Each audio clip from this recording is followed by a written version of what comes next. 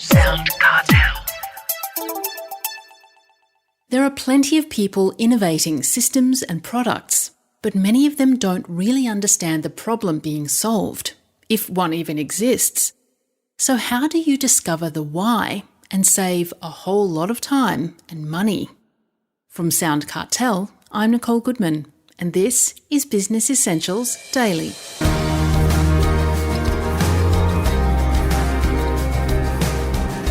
We're all told you've got to innovate or you'll get left behind. But how do you know where to start? Well, Nathan Baird has spent years perfecting the art and science of developing a customer-centric approach to innovation. A former partner of design thinking at KPMG, Nathan is founder and managing director of Methodry, and he's written a much-needed book on the topic called Innovator's Playbook: How to Create Great Products, Services and Experiences. He walks Chris Ashmore through the 5 steps outlined in the book in a moment. First, Nathan says innovation is actively changing the status quo and creating something which satisfies a human need. At the end or the start of any innovation, there's always a human, be it a customer, a consumer, a user, an employee. In business in general, are we becoming better at innovation, do you think? We're definitely getting better at building and solutioning our ideas, but if you look at the statistics, we're not actually getting better at innovation overall. And that's because we're still basically wasting our time inventing solutions for non-existent customer needs. So we love inventing cool shit, but often nobody actually wants it. Well, Nathan, in your book, The Innovator's Playbook, you set out 5 steps to build innovation within a company.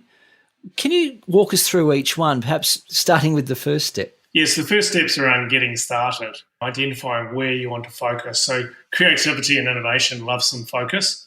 So what's that growth area or that problem space that you can innovate around?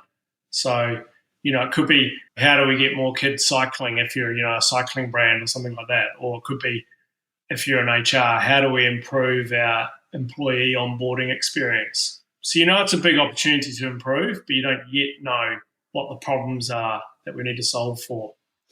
So the next step in your book, you say it's discover. What does that involve? So discover is really about then going in and finding out what are the key needs of our customers and what problems are they trying to solve, or what problems do they want solved in their life.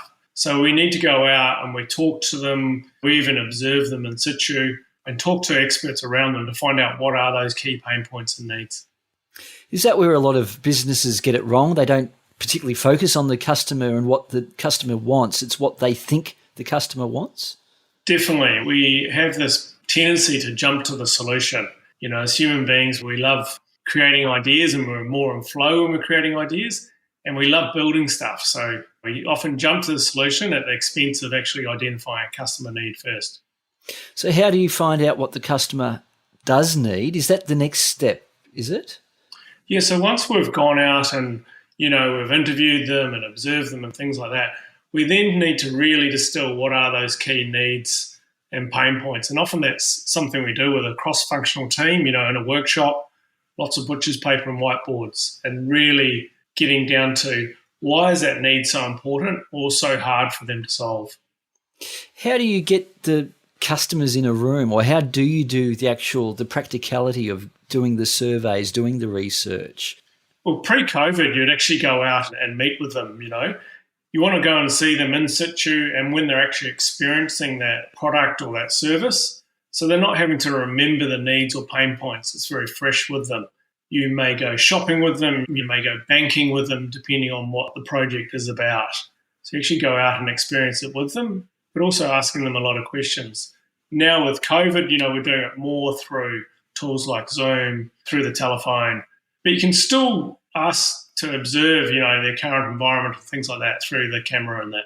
Mm-hmm. And it's very important to actually get the customers or the potential market getting their hands dirty, using the product. Is that right? I think you mentioned in the book 2 generations, an older person and a younger person in the kitchen. Yes, definitely, because often what customers will tell you isn't always what is really true. So if we observe them in action, we can actually pick up a lot of insights. And the case study you're referring to is from the kitchenware brand Xylus. So they make, very user-friendly kitchenware.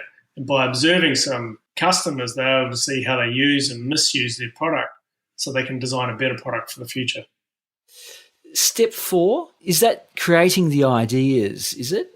Yes, that's right. So now we've identified what those key needs and pain points are that we want to solve. We then use that as a springboard to leap off into ideation. So that's where we're using a lot of creative techniques to start generating new and fresh ideas that don't currently exist. Do you have an example? Yeah, so what we want to do here, it goes back to De Bono's lateral thinking technique. So our brain is very analytical and linear. So to come up with new ideas, you've got to stimulate or provoke it to think of new and different solutions. One example is Team New Zealand in the America's Cup for sailing.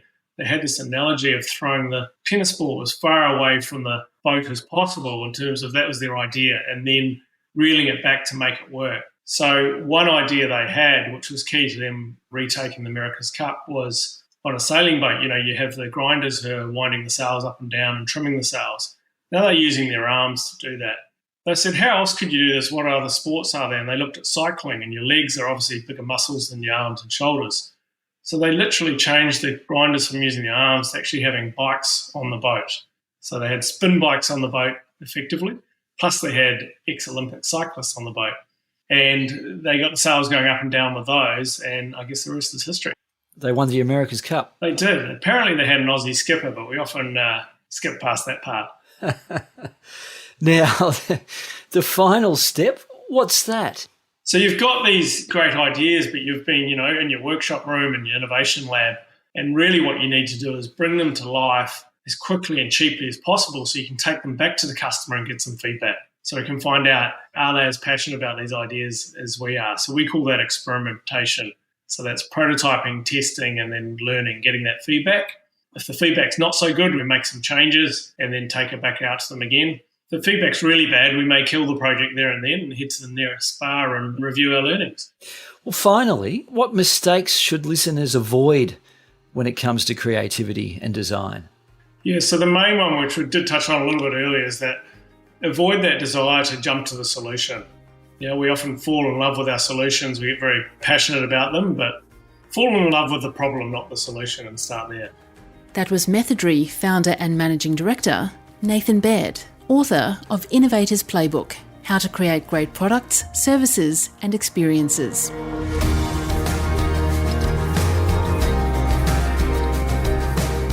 This episode of Business Essentials Daily is produced by the team at SoundCartel. Thanks for listening. I'm Nicole Goodman. We'll bring you more Be Daily tomorrow. Follow at BE Daily Podcast across social media and head to bedaily.com.au for more from the Business Essentials Daily podcast. SoundCartel.